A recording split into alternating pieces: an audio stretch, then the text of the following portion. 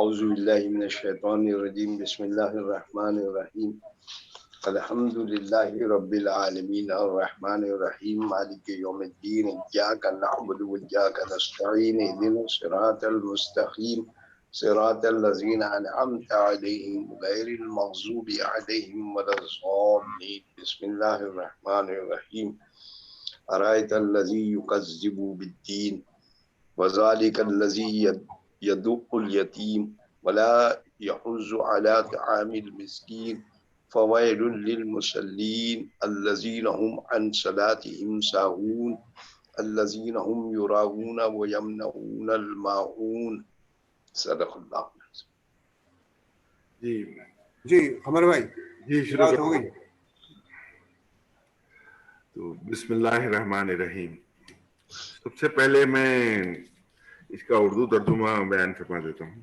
جی جی آیت نمبر 1 کا اردو ترجمہ اس طریقے سے ہے: کیا تو نے اس شخص کی حالت پر غور کیا جو دین کو جھٹلاتا ہے؟ آیت نمبر 2: یہ وہی ہے جو یتیم کو دھکے دیتا ہے. آیت 3: اور مسکین کو کھانا کھلانے کی ترغیب نہیں دیتا. آیت 4: پس ان نمازیوں کے لیے تباہی ہے. آیت نمبر 5: جو اپنی نماز سے غافل ہیں، جو دکھاوا کرتے ہیں. آیت 6: خیرات کو روکتے ہیں. بسم اللہ الرحمن الرحیم. اس سورے کا نام ماعون ہے اور اس میں 7 آیتیں ہیں. ماعون تھوڑے سہل چیزوں کو کہا جاتا ہے. حضرت علی نے ماعون کے معنی زکوٰۃ بھی کہا ہے.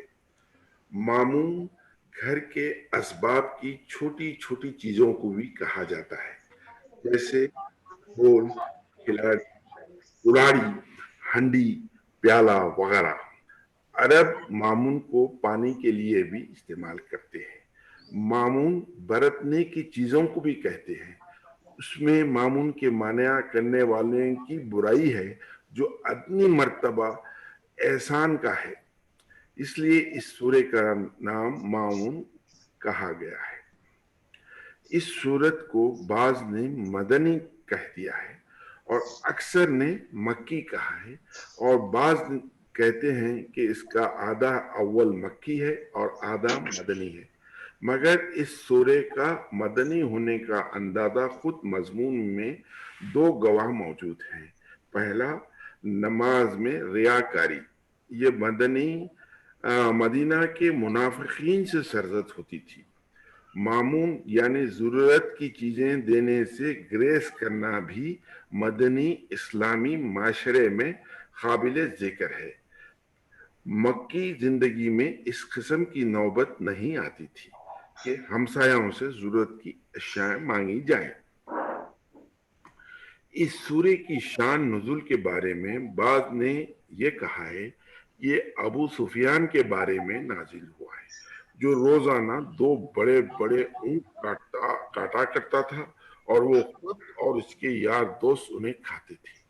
لیکن ایک دن ایک یتیم آیا اور اس نے اس سے کچھ مانگا تو اس نے اپنے عصا سے اسے مارا اور اسے دور کر دیا.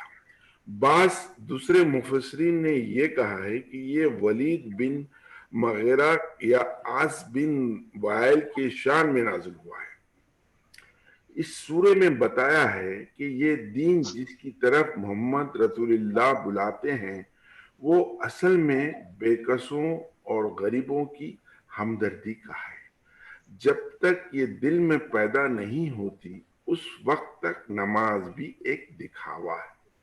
دین کے معنی اس سورے میں حکم اللہ کیا گیا ہے یا جزا سزا لیا جا سکتا ہے. دین یہاں اپنے مشہور معنی میں ہے اور بتانا یہ مقصد ہے کہ دین یا مذہب صرف چند باتوں کے منہ سے کہہ دینے کا نام نہیں ہے، بلکہ جو شخص یتیم سے سختی سے پیش آتا ہے اور مسکین کو جھٹلاتا ہے، بلفظ دیگر دین کا سب سے بڑا رکن یہی ہے کہ یتیم اور مسکین کی خبرگیری کرنے والا ہو. ہمارے رسول سے بڑھ کر کوئی یتیموں مسکینوں کا ہمدرد دنیا میں پیدا نہیں ہوا ہے۔ مال کا حصہ مسکین کو آپ نے دلوایا، ان کی حفاظت کے قانون آپ نے بنائے، نبوت سے پہلے اور نبوت کے بعد، اور ہمیشہ آپ بے قصوں کی خبر گیری کرتے رہے۔ اسلام نے سماج کے کمزور لوگوں کو بہت اہمیت دی ہے کہ یتیم کو محروم کر دینے والا اور مسکین کو کھانا کھلانے کا انتظام نہ کرنے والا انسانوں کو دین کا منکر قرار دیا ہے۔ اعمال سے کمزوروں کے لیے ہمدردی نہیں ہے اور صرف دنیا کو دکھانے کے لیے عمل کرتے ہیں۔ نیچے کی 3 آیتیں سے ہم یہ سمجھ سکتے ہیں کہ قیامت میں کیا ہونے والا ہے، جو مسکینوں کا خیال نہیں کرتے۔ یہ سورہ مدثر کی 3 آیتیں ہیں، 42، 43، 44۔ یہ قیامت میں دوزخ کے اندر چند لوگوں کی باتوں کو آیت کی شیپ میں پیش کیا گیا ہے، جس سے ہم اچھی طرح اندازہ لگا سکتے ہیں کہ مسکینوں کو کھانا کھلانا کتنا اہم ہے۔ آیت نمبر 42 اس طریقے سے، آخر تمہیں کس چیز نے جہنم میں پہنچا دیا۔ 43 کا یہ ہے، وہ کہیں گے کہ ہم نماز گزار نہیں تھے۔ 44 آیت یہ ہے، اور مسکین کو کھانا نہیں کھلایا کرتے تھے۔ یعنی اس بات سے ہم اچھی طرح سمجھ سکتے ہیں کہ مسکین کو کھانا کھلانا کتنا ضروری ہے کہ قیامت میں جہنم کی طرف رستہ بتا دیا جائے گا جو مسکینوں کا خیال نہیں کیا۔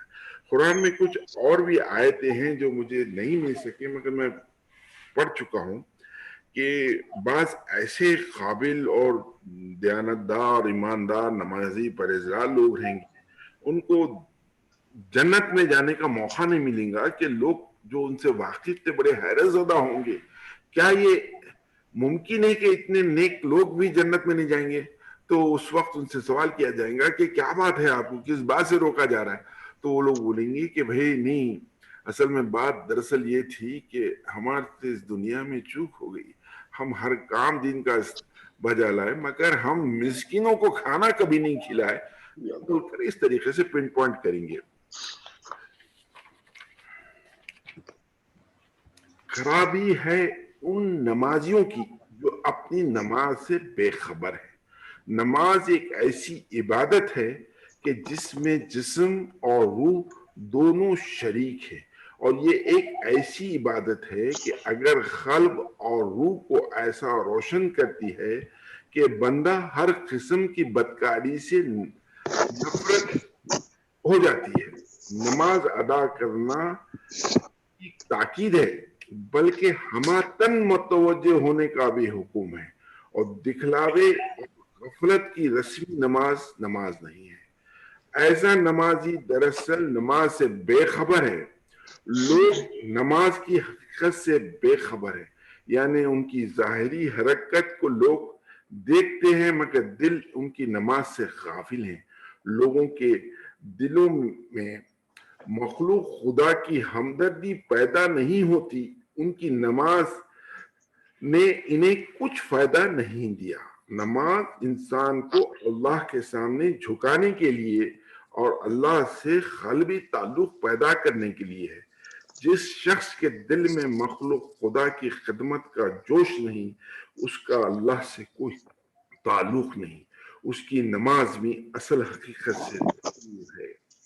اس سورے میں سب سے پہلے یہ بتایا گیا ہے کہ اعتقاد درست کرنا ہے، خصوصاً اس بات کا یقین کر لینا ہے کہ انسان کے نیک اور بد اعمال کی جزا اور سزا ملتی ہے۔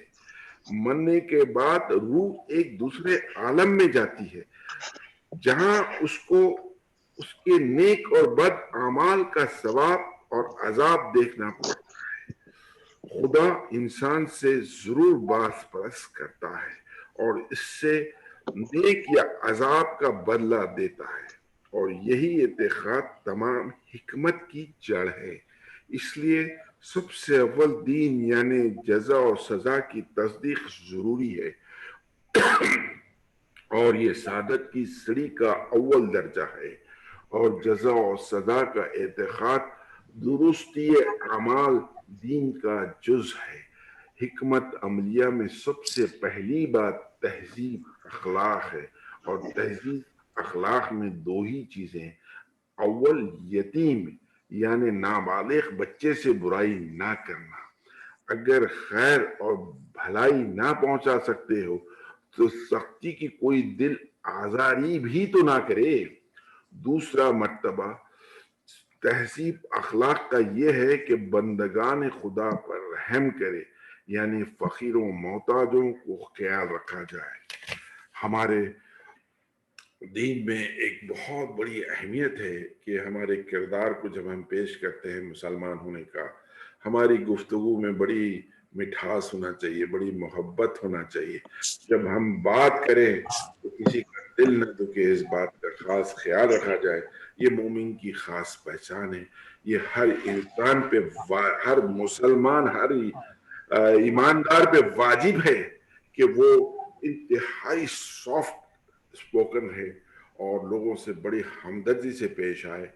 ہمیشہ ہر جگہ جس جگہ کوئی مشکل میں ہے تو اس کی مدد ضرور کرنا، یہ ہمارے دین کی سب سے بڑی تعلیم ہے۔ اس سے میرا بیان ختم ہوتا ہے مظفر بھائی، تھینک یو ویری مچ۔